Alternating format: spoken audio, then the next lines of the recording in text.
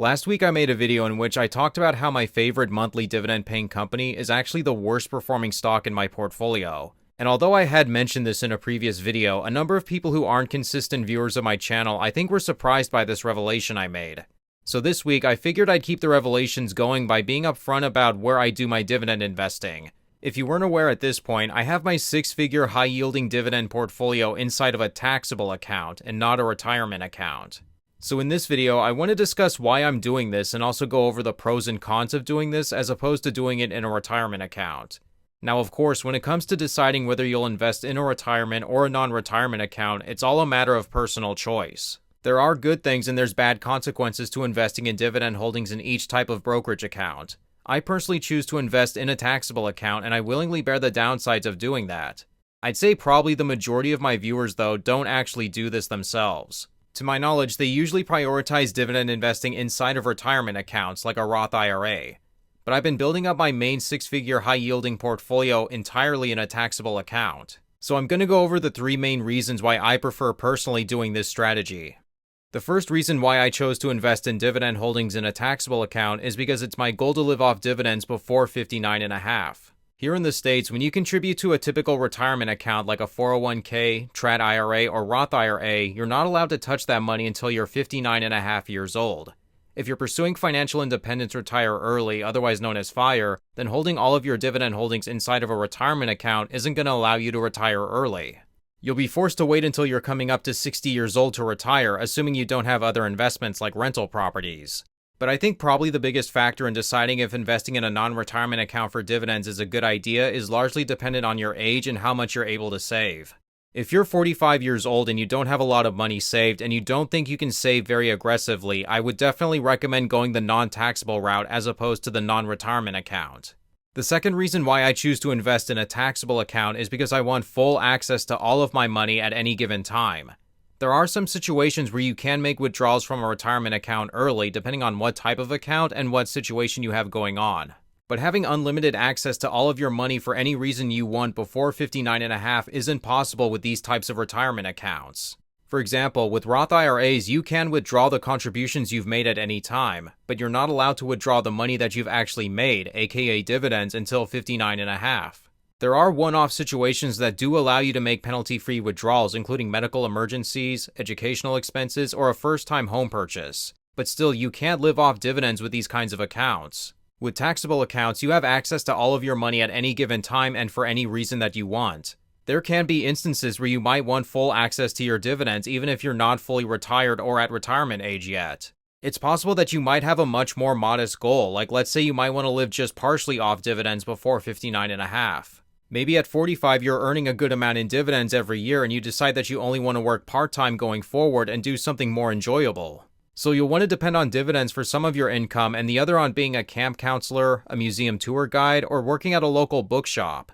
If you're making a good amount of money in dividends and you get laid off from your job, that could be another reason when you want to live off your dividends for a short period of time. It could also give you the freedom to just get up and leave a job that you really hate and live off dividends for a short time too. Being a dividend investor in your taxable account is the only way something like this could be possible. And although I don't think it's actually going to happen, some people have been speculating that this 59 and a half age rule could actually change at some point in the future. This number was established back when Americans were living shorter lives, and now that we're living much longer, there has been discussion as to whether or not politicians could potentially change this number in the future. Given what usually happens when retirement ages are increased by the government, I don't think that this is likely, but who knows. A third reason why I invest in a taxable account is because retirement accounts have deposit limitations, whereas non-retirement accounts don't. As of this year, you can only save up to $7,000 per year in an IRA. But if you're trying to save more than this, then the only way of achieving that is going to be by investing in a taxable account.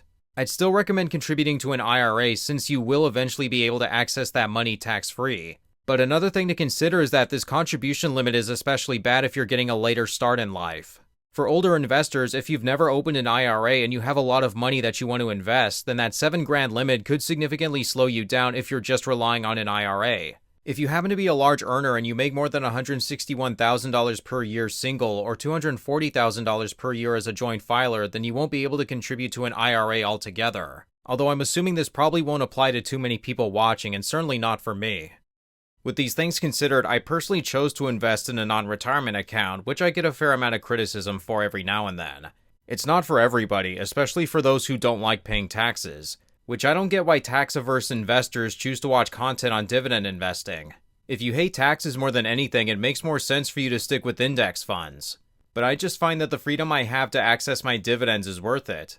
So for people like myself who do pursue dividends in a taxable account, or if you are considering it for yourself, what are some ways the burdens of paying more in taxes can be alleviated? For one thing, I do pay taxes quarterly by submitting a 1040 ES on the IRS website. That way not all of my taxes are going to be due at the end of the year, which would obviously be a tremendous burden. Another option is going for a higher withholding rate from your paycheck at your day job. Depending on your line of work, your job allows you to choose how much of your income you want to withhold for taxes using Form W-4.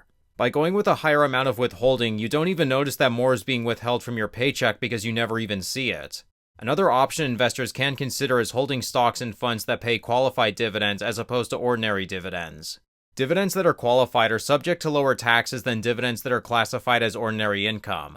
Unfortunately, most of the investments paying qualified dividends don't offer very high yields if that's what you're looking for, but it's still something dividend investors who specifically hate paying taxes can consider. One more option that exists that I never really see anybody talk about is just not reinvesting your dividends for a few months out of the year. Brokerage platforms allow you to select if you want to reinvest your dividends or not. What investors could potentially do is for a couple months out of the year choose to not reinvest their dividends but instead transfer them to your bank account. That would provide you with the money to pay your taxes on the dividend payments. I can't speak for other brokerage platforms, but on Vanguard's website, it's a pretty easy process. You just navigate to the account you hold dividend stocks in and go to distribution payouts from this drop-down box. From this screen, you would click on Change Distribution Elections, and then from this page, you can select from the drop-down box, Transfer to Settlement Fund. This will send all of your dividends to your settlement money market account, which you'll then be able to transfer to your bank account. And then once you've been doing that for a while, you can then change it back to reinvesting your dividends. It's just another option that exists in terms of covering your dividend taxes if you needed to do that. Ultimately though, what I would advocate above all else in this issue is just doing what makes you the most comfortable. If you absolutely hate taxes, don't have any serious plans to retire early, or if you're confident you won't be able to achieve living off dividends before 60, then I'd say stick with a retirement account. If on the other hand, you think you can depend on dividends for a good amount of your income earlier in life, or if you want more access to your earnings, then I would suggest considering having some dividend holdings in a non-retirement account. That's just my personal choice, and it's up to you in terms of what you want to do. But with that being said, that's going to conclude today's video. If you're interested, feel free to check out my Patreon where you'll find an Excel sheet of all of my holdings updated monthly. Plus it'll give you access to our Discord channel where we discuss higher yielding types of investments. With that being said, thank you all so much for watching today's video. If you liked what you saw, then feel free to hit that like button below and click subscribe if you want to see higher yielding investing strategy content. Again, thank you all so much for watching today's video, and until next time, take care.